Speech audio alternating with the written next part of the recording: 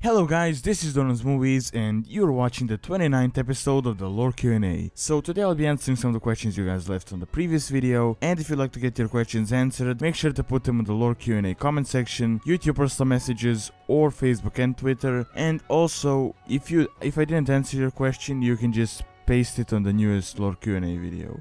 And I will probably pick it up sometime in the future if I don't pick it up in the next one. Alright, so anyways, let's start. Kevin asks, I was wondering, what is the lore of the unsung heroes of Warcraft 3? For example, Mikasa or Samuro from the Orc heroes. Well, that is a bit of a tricky question, as a lot of characters that were in the game were there, but they just had minor roles, and, well, minor roles are just minor roles, I guess. I mean, just like in any book or a movie or, whatever tells some sort of a story, you have the major roles and the minor roles. Now, it was a bit different in Warcraft 3, as a lot of things in the lore changed since then, so I'm guessing back in, well, what was it, 2002? Well, it was released 2002 and 2003, but Warcraft 3 was probably started development in like 2000. And I'm guessing at that time, Blizzard didn't really think of the world of Azeroth exactly as it is today, and a lot of the current story isn't the same as it is. So the current world is kind of connected to the one before. I mean, it is the same world, but I guess they kind of, bridged it together from what the ideas they had before and the ideas they have today, even though there are a few loopholes here and there. Also, I'm guessing you're referring to the Blade Masters, like the heroes in Warcraft 3, and I guess they didn't really think all too much about the lore and the meaning behind those names. I mean, even though Blade Masters do actually have a lot of lore in the game and are actually an interesting group. So, I mean, when you look at it, from this standpoint, it doesn't really make any sense at all, like to call an orc Mikasa or Samuro or whatever name it is, because it doesn't really fit their culture and it doesn't really work well with the orcish language, I guess. But I guess there was some guy at Blizzard that was like, let's make a samurai character with a huge sword, that would be really awesome. He can also spin around and do all this crazy stuff and make illusions or whatnot. But yeah, I guess the reason is that they didn't really think it through, as today, I mean, if you notice today, you don't really have such character names.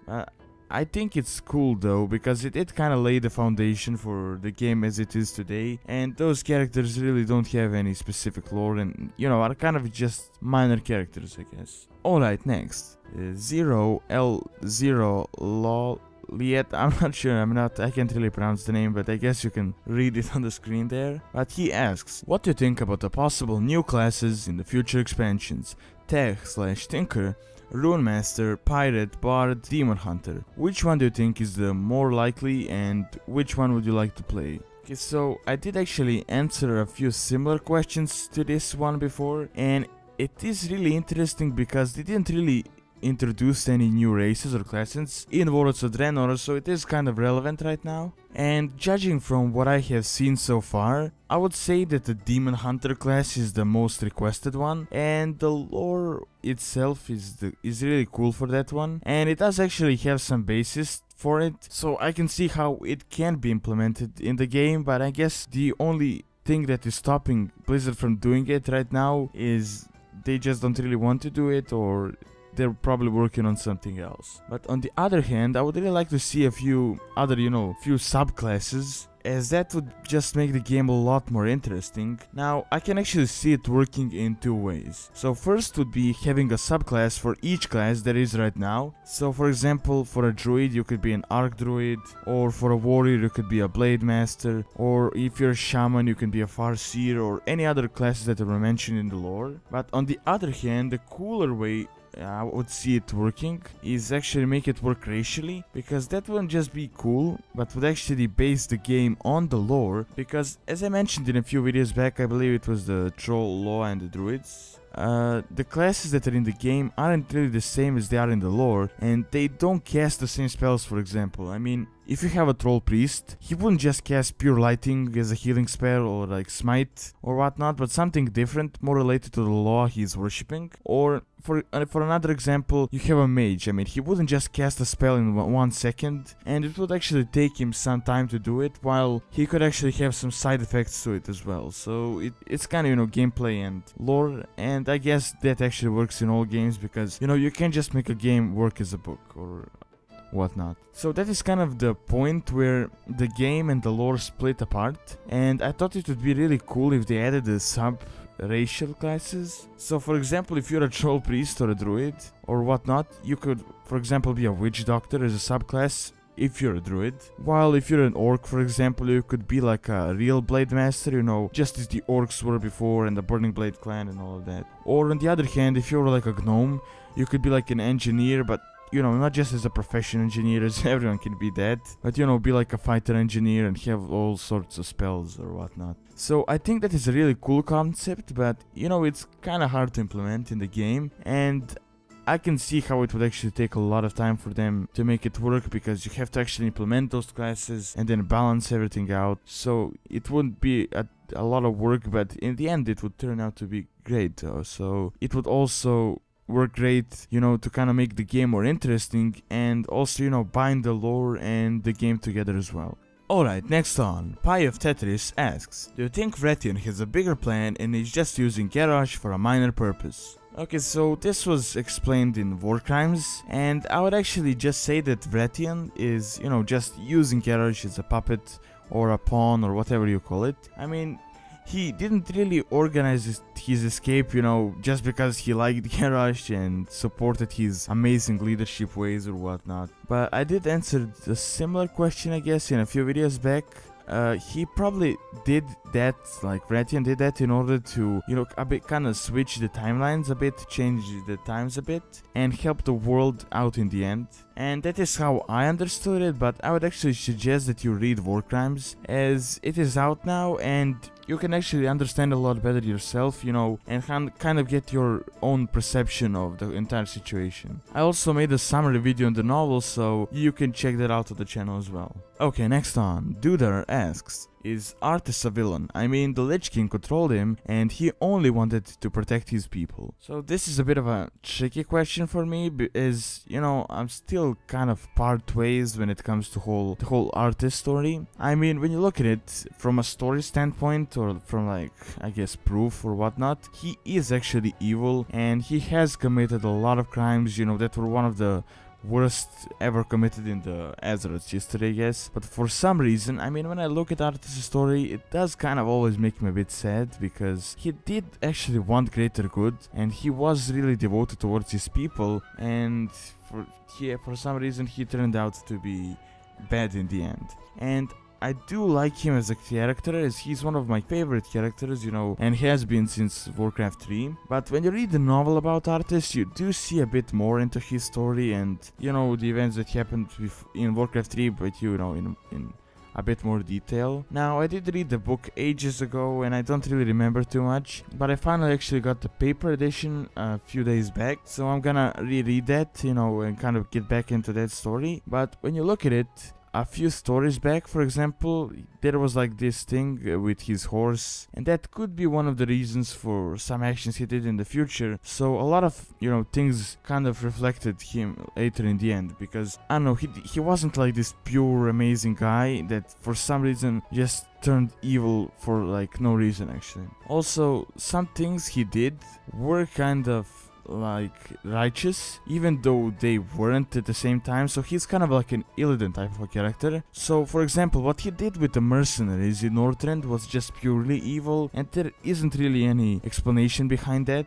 But on the other hand, what happened in Stratholm was an entirely different story. I mean, he did kill his own people, but they were going to die and turn into zombies anyways, and would attack the kingdoms of Lordaeron. So he did do the right thing by killing them, even though it wasn't really humane and something a noble paladin that worships the light would do. So that's why Uther didn't do it, but it still isn't really bad because he did it for a greater good. But unlike Illidan, at the point of Wrath of the Lich King, he went fully evil, and you could say he was actually a true villain, because he wasn't really the same Arthas before, and you could say that his human side died, even though there were a few hints that some small part of his soul was still alive in the Lich King. But then in the end, he did kind of have some sort of a redemption, as just before he died, we could actually see the real human Arthas, and he is the character that died. So even though I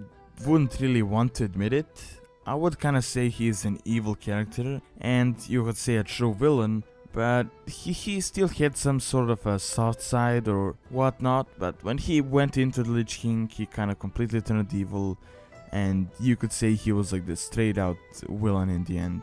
Alright, and the last question is by Blue Pie Guy, and he asks, why do you think Pandarens can't be druids? So I'm not sure if I can really answer this, as from one perspective it could be possible, and I can see how Blizzard can write up a story about it and make it work, but on the other hand I see why they aren't in the game and why it doesn't really work. So first of all, I mean, just a little backstory on the druids. I would say that the first druids were the Tauren. I mean, the original ones are the Tauren and the Night Elves, but I would say that the first druids were the Tauren.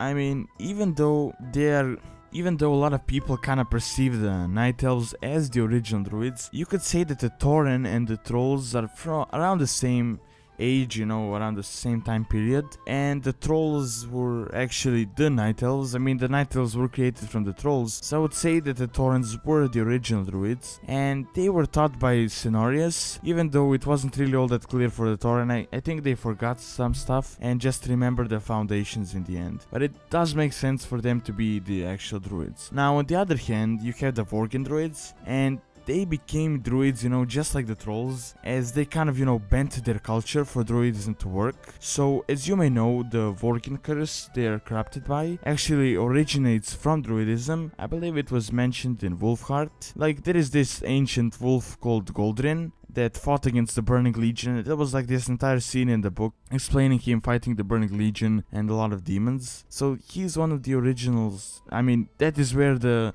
actual curse originates from. And the Vorgen, you know, had some sort of witches that control the nature, well, just a bit, in order to make Gilneas kind of blossom, because they were kind of locked away from the entire world. But, you know, they practiced some pure basic druidism, and you could say that that combined with the Vorgen curse could kind of make the druids, like the Vorgen druids, work. Now, on the other hand, you have the Trolls, and I did explain this in a few videos back. I think actually, yeah, I did actually make a video about that. But what they did is they used their law beliefs and made it work, you know, just as druidism, and that is why we have the Troll druids. So they did use the aspects of their culture, as I mentioned previously, in order to, you know, make it work for druidism. While on the other hand, when you look at the Pandaren, they don't really have such elements that, you know, would kind of work to make them druids. I would say that they're more like shamans, because they kind of respect the land and the elements around it or whatnot, and, you know, the whole peace